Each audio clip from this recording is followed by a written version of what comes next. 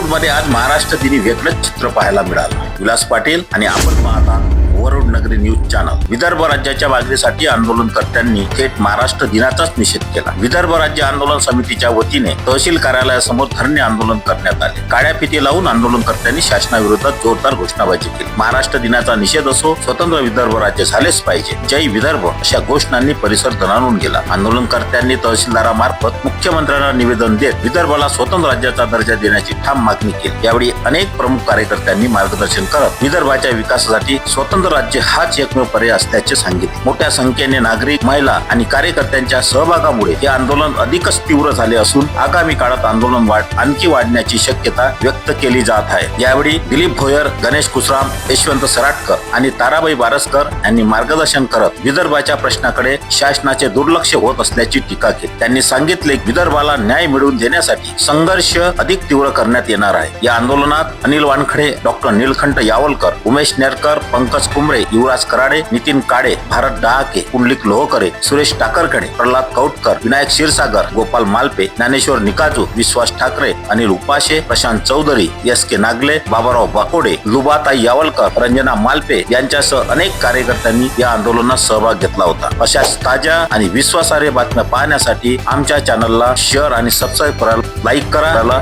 विसरू नका.